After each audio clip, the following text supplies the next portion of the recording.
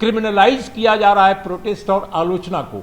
ऐसे दौर में ये यूजीसी का इक्विटी जो रेगुलेशन आया है उसको इस पर्सपेक्टिव में देखा जाना चाहिए। लेकिन जब शासन करने वाले लोग संविधान को मानते ही नहीं हैं तो आप कतई उस देश में संविधान के मुताबिक समाज नहीं बना सकते। और आज वही हो रहा है। अपर कास्ट का एक छोटा हिस्सा फिर भी कुल मिलाकर के ये स्वीकार करने को तैयार था कि हम सामाजिक न्याय को माने, हम कम से कम दलित, आदिवासी, ओबीसी कम्युनिटी को जो अधिकार दिए जा रहे हैं उन पर अगर हम बहुत खुश ना हो तो हम व्यापक रूप से थोड़ी सहमति व्यक्त करें। लेकिन आज का माहौल ऐसा है कि उसी वर्ग को पूरी तरह एरोगेंट बनाया जा रहा है, पूरी तरह एंटागोनिस्टिक बनाया जा रहा है उनके रिश्तों को। तो ये सिर्फ इसलिए है कि आरएसएस यही चाहता है। इसलिए मुख्य जो इस समय समस्या इस देश की है, सबसे बड़ी जो चुनौती है वो आरएसएस की है कि आरएसएस को कैसे आप काउंटर करें। और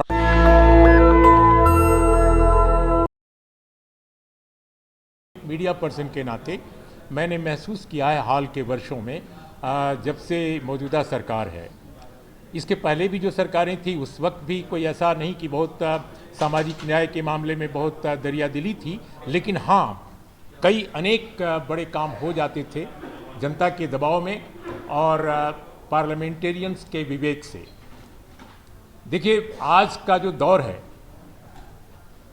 अगर सच पूछा जाए तो अंग्रेज़ों के ज़माने में इससे बेहतर सुधार की गुंजाइश थी समाज में, लेकिन आज समाज में सुधार की गुंजाइश उससे भी कम हो गई है। बाबा साहब भीमराव अंबेडकर ने वायसराय की एग्जीक्यूटिव काउंसिल में रहते हुए जो बड़े कुछ सुधार किए, चाहे वो ट्रेड यूनियन राइट्स के मामले हो, महिलाओं के जो मामले हों, जितने भी श्रम कानूनों से जुड़े मामले हों, जितने सुधार किए वो आप कल्पना कर सकते हैं कि भारत के सुप्रीम कोर्ट में ये कहा जा रहा है कि ट्रेड यूनियनों से कितना नुकसान हो रहा है। तो बिल्कुल धारा उल्टी है। अंग्रेजों के ज़माने में और भी बहुत सारे ऐसे सुधार हुए जो उनके पहले हमारे देश में सोचा नहीं जा सकता था। अगर मैं आपको एक दो ऐसे पॉइंट्स बताऊं तो मुझे लगता है कि कई लोग कह सकते हैं कि अंग्रेजों का ज़माना पिछले 10-11 साल का जो दौर ये दिखाई दे रहा है उससे भी कई मामलों में भयानक है।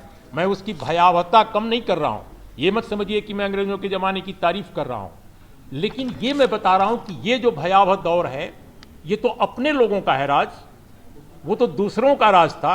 लेकिन आप सोचिए कि ईस्ट इंडिया कंपनी जब आई तो उसने कुछ एक मामले जो उस समय अपने देश में जो 1816 में देश की जो उत्पीड़ित और वंचित जातियां हैं उनके लिए जो बार्बरिक दंड था, कन्फाइनमेंट द स्टॉक्स, खासकर ये तमिलनाडु और दक्षिण के कई सूबों में लागू था, इस पर भी कार्रवाई हुई उसके कुछ ही साल के बाद। 1921 में मॉन्टेग्यू चेम्सफोर्ड रिफॉर्म्स जब आया तो वंचितों को जो अधिकार मिले उसके पहले सोचा नहीं जा सकता था। दक्षिण के कई राज्यों में महिलाओं के साथ जो स्थिति थी, जैसे एक कानून बना दिया गया था, कानून ही था कि वो अपने स्तन को ढक कर नहीं चल सकती हैं। जब इस पर दबाव बना इसके खिलाफ, तब उनको लागू करना पड़ा। अंग्रेजों ने पहल की कि नहीं, इनको किया जाए। तब जो ब्राह्मण समाज था वो कहता था कि ठीक है वो करें, कपड़ा ढकें, लेकिन उनके कपड़े की स्टाइल वो नहीं होनी चाहिए जो अपर कास्ट की महिलाओं की कपड़े की स्टाइल है। तो मैं ये चंद उदाहरण इसलिए दिया कि आज का दौर, जिसे स्वतंत्र भारत का एक ऐसा दौर माना जा रहा है कि जब देश को उसके अतीत में ले जाने की कोशिश हो रही है, पीछे ले जाने की कोशिश हो रही है, तो आप अंग्रेजों के ज़माने से अगर तुलना करें तो इसकी भयावहता ज़्यादा है। विपक्ष के नेता को बोलने तक की आज़ादी नहीं दी जा रही है, क्रिमिनलाइज किया जा रहा है प्रोटेस्ट और आलोचना को। ऐसे दौर में यूजीसी का इक्विटी जो रेगुलेशन आया है उसको इस पर्सपेक्टिव में देखा जाना चाहिए। आप कल्पना कर सकते हैं कि 2019 में एक आता है कि भाई आप डायरेक्ट करते हैं, रोहित वेमुला की माँ और पायल तड़वी की माँ के पिटीशन पे कि आप यूजीसी को एक गाइडलाइन ले, क्योंकि 2012 की जो गाइडलाइन है वो अच्छी नहीं है, उसमें बहुत सारी कमियां हैं। उन कमजोरियों को दूर करते हुए आप एक गाइडलाइन लाइए। गाइडलाइन आई बहुत दिनों के बाद। मैं नहीं मानता कि वो बहुत ही शानदार है, अगर आप पूरी उस गाइडलाइन को पढ़ें 2026 की, तो उसमें बहुत सारी कमियां हैं। और पार्लियामेंट्री कमेटी जो है, भारत के संसद की पार्लियामेंट्री कमेटी जो शिक्षा विभाग की है, जिसकी अगुवाई दिग्विजय सिंह ने की है, उसमें जो रिकमेंडेशन है वो भी सारे रिकमेंडेशन 2026 के इक्विटी रेगुलेशन में नहीं है। उसके भी कुछ एक हैं, जैसे बैकवर्ड कम्युनिटी, ओबीसी कम्युनिटी को जो शामिल किया गया है इस रेगुलेशन में, जो 2012 के रेगुलेशन में नहीं था। वो दिग्विजय सिंह की कमेटी जो एजुकेशन पर है, जिसमें भारतीय जनता पार्टी के भी मेंबरान हैं, इन सबने रिकमेंड किया है, यूनानिमस व्यू था उस कमेटी का कि उनको ओबीसी को शामिल किया जाना चाहिए, क्योंकि 15(4) और 15(5) जो कॉन्स्टिट्यूशन अमेंडमेंट है उनकी रोशनी में भी ये जरूरी है। लेकिन अब आप कल्पना कर सकते हैं कि इसी मुद्दे पर बड़ा विरोध जो इस बार हुआ है 2026 का, इसी मुद्दे पर हुआ है कि ओबीसी को क्यों शामिल किया गया। सच्चाई है, और वो रिफ्लेक्ट हुआ कई बार उन लोगों की बातों से। आप सोचिए कि कुछ ही दिन पहले दिसंबर महीने में, यस, 8 दिसंबर को पार्लियामेंट्री कमेटी की रिपोर्ट पेश होती है, 8 दिसंबर को 2025 में, और अचानक कुछ ही सप्ताह के अंदर माहौल कैसे बदल जाता है। उस कमेटी में मैं कुछ नाम आपको सुना देता हूं, बड़े दिलचस्प नाम हैं। इस कमेटी में भारतीय जनता पार्टी के जो सदस्य हैं उनके नाम जो मैंने नोट किए हैं, यस, श्रीमान रविशंकर प्रसाद, संबित पात्रा, डी पूर्णेंद्वरी, बांसुरी स्वराज, रेखा शर्मा, ब्रजमोहन अग्रवाल, ये सारे भारतीय जनता पार्टी के बहुत प्रमुख नेता हैं। और इनको ये नहीं कहा जा सकता है कि ये फ्रिंज हाशिए के लोग हैं, बाहर के लोग हैं। ये बहुत मेन स्ट्रीम के नेता हैं, जो केंद्रीय जो नेतृत्व है भारतीय जनता पार्टी का, उससे जिनका काफ़ी डायलॉग होता है, रेगुलर डायलॉग होता है। ये टेलीविजन चैनलों पर जाते हैं, वहाँ पर पार्टी की राय रखते हैं, और पार्लियामेंट्री कमेटी की मीटिंग में एक बार भी ये नहीं कहते कि ओबीसी को इसमें नहीं रखना चाहिए, इक्विटी कमेटी में इसका जो स्ट्रक्चर है ऐसा नहीं होना चाहिए। अब इसके बावजूद कि मैं इक्विटी कमेटी की संरचना से बिल्कुल सहमत नहीं हूँ, जो रिकमेंडेशन पार्लियामेंट्री कमेटी ने दिया है वह भी उसमें नहीं पूरा किया गया है।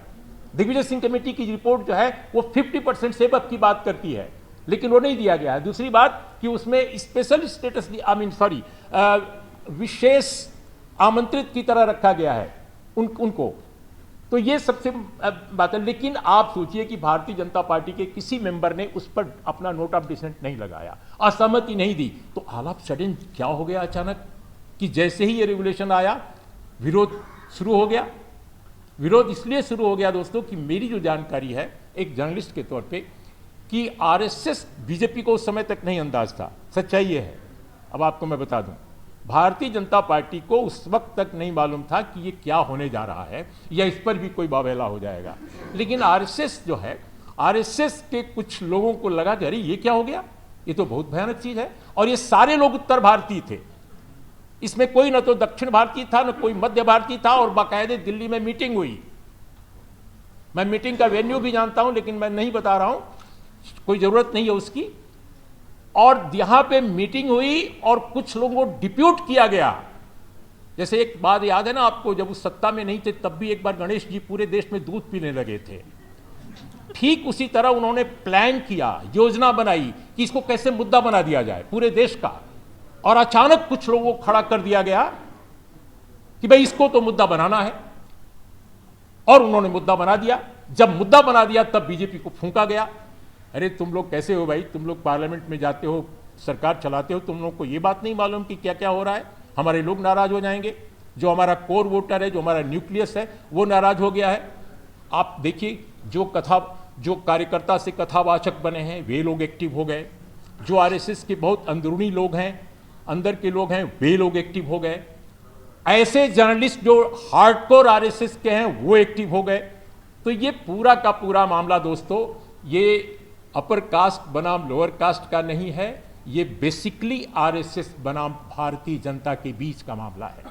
आरएसएस किसी कीमत पर नहीं चाहता कि भारत में शांति का माहौल हो, भारत में डेमोक्रेटिक राइट्स को लेकर कोई बात हो, जो कॉन्स्टिट्यूशनल रिफॉर्म्स की बात हो, सामाजिक न्याय की बात हो। दरअसल आरएसएस चाहता है कि भारत को पीछे ले जाया जाए।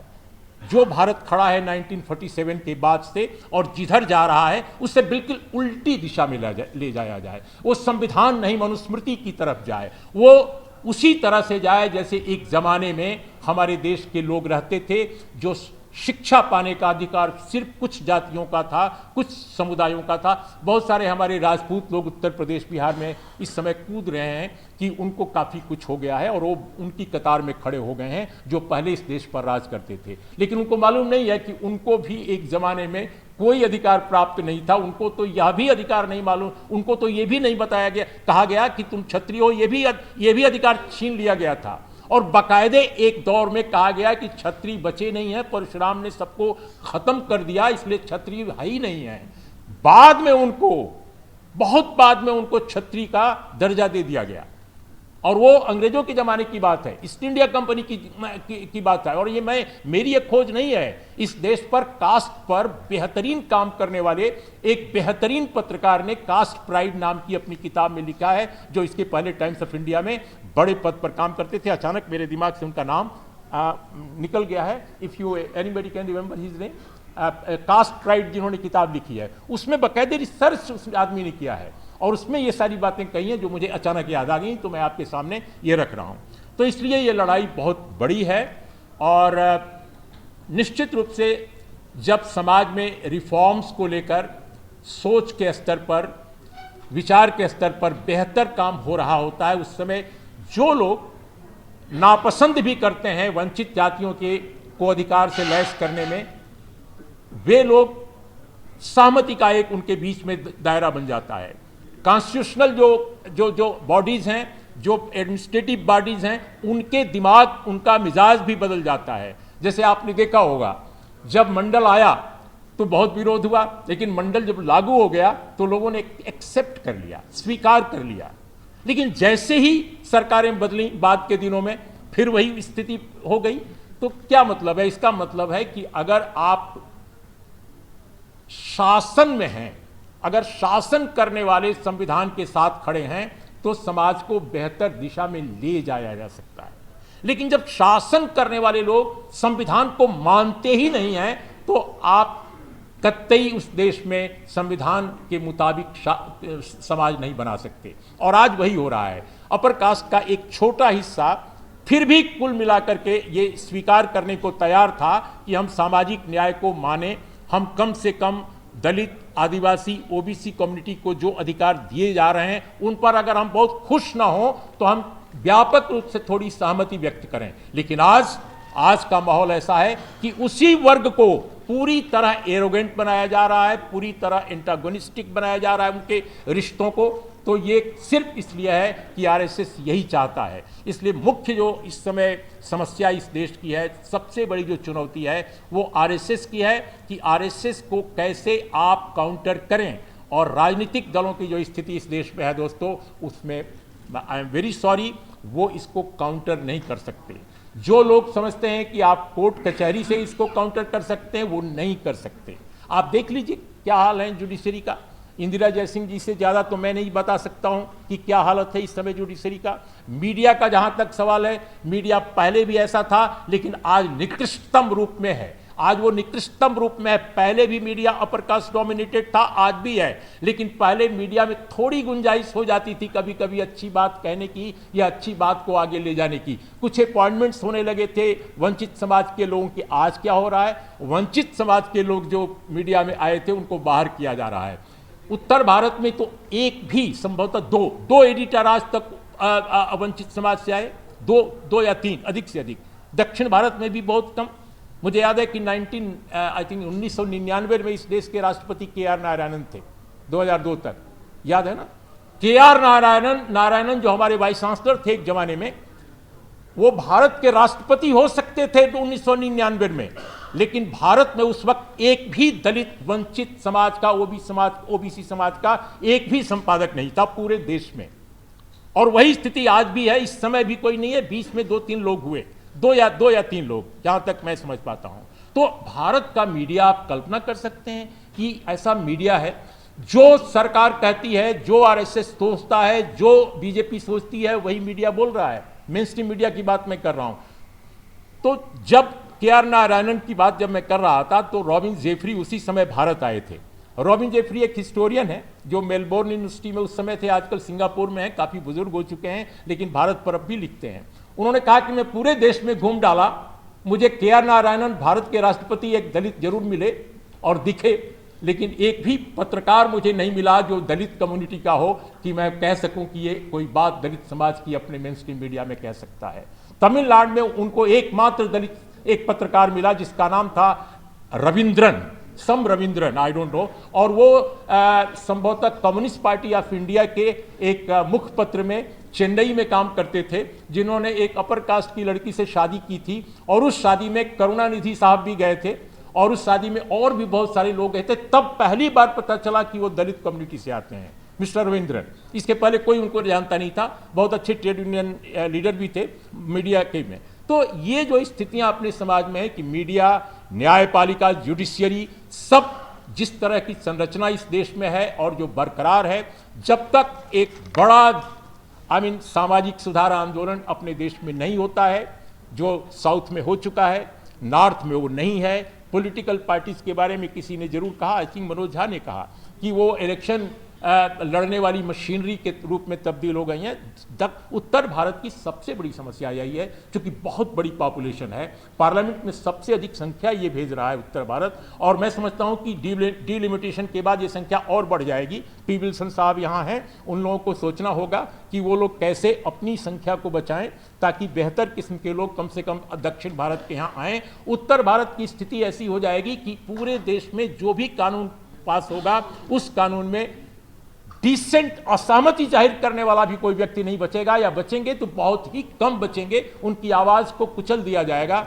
इसलिए मैं समझता हूं कि बहुत खतरनाक स्थितियां पैदा हो रही हैं, इतनी खतरनाक ये परिस्थितियां हैं जिसकी कल्पना नहीं की जा सकती है। और उस समय उत्तर भारत बिल्कुल राजनीतिक दलों की जो स्थिति है, बैंक्रप्सी मैं कह सकता हूं, उसका शिकार है। कुल मिलाकर मैं किसी पार्टी का नहीं, मैं जानते हैं सब लोग यहाँ जो बहुत सारे पुराने मित्र हैं कि मैं किसी पार्टी को न तो छोड़ता हूँ और न किसी पार्टी को गले लगाता हूँ, लेकिन खुलकर मैं कह रहा हूँ कि राहुल गांधी के अलावा इस देश में फिलहाल और दक्षिण भारत की कुछ पार्टियाँ जैसे डीएमके और सीपीआईएम जो विजयन साहब की पार्टी है, कांग्रेस पार्टी का एक मुख्यमंत्री का नाम केवल ले रहा हूँ, सिद्धारमैया, इन लोगों के अलावा इस देश में कोई ठीक से लड़ाई नहीं लड़ रहा है, खुलकर मैं कह रहा हूं। और इसका फायदा पूरी तरह आरएसएस उठा रहा है, बीजेपी उठा रहा है। इसके ये स्थिति है। कांग्रेस पार्टी में राहुल गांधी ने जो साहस दिखाया है उसकी कल्पना मैं कम से कम नहीं कर रहा था, आज तक अभी तक नहीं कर रहा था, लेकिन मैं पहली बार खुलकर राहुल गांधी की प्रशंसा करता हूं कि वो ऐसे दौर में वो आदमी सवाल उठा रहा है, लड़ने का मादा दिखा रहा है, जब कुचलने की सारी साजिशें रची जा रही हैं इस देश में।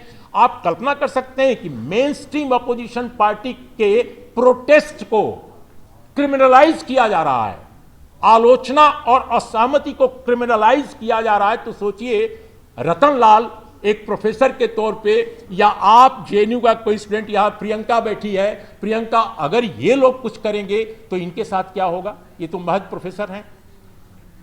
जब यूथ कांग्रेस की ऑल इंडिया प्रेसिडेंट के साथ ऐसा बर्ताव किया जा सकता है तो आम एक्टिविस्ट के साथ क्या होगा, आप सोच सकते हैं आप।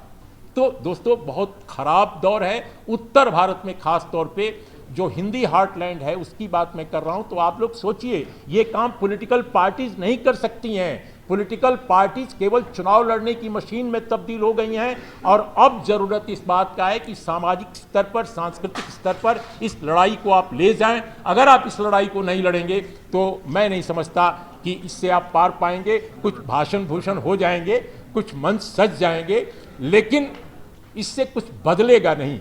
बदलने के लिए जरूरी है कि सामाजिक सांस्कृतिक स्तर पर, बौद्धिक स्तर पर आप अपनी एकजुटता प्रदर्शित करें, और उत्तर भारत को जिस तरह साउथ के लोगों ने एक जमाने में लड़ाई लड़ी है, उस लड़ाई को आगे बढ़ाएं। इसके अलावा मैं बिल्कुल नहीं समझता। और डॉक्टर बी आर अम्बेडकर को अगर आप पढ़ते हैं, अगर आप समझते हैं, अगर आप मानते हैं, तो उन्होंने भी इन्हीं शब्दों के साथ संबोधित किया था, यही बातें कही थी कि कास्ट की जो रियलिटी है, अगर आप इसको नहीं डिमोलिश करते तो डेमोक्रेसी को बचाना मुश्किल है। उन्होंने तो कास्ट को एंटी नेशनल तक कहा, not only anti democratic, anti national कहा। और ये भी कहा जो आज बना रहे हैं ये लोग हिंदू राष्ट्र, कि अगर ये हिंदू राष्ट्र बन जाता है इस देश में तो वो देश के लिए सबसे खतरनाक होगा, इसलिए इसको रोकने की हर चंद कोशिश की जानी चाहिए ताकि इस देश का लोकतंत्र बचा रहे।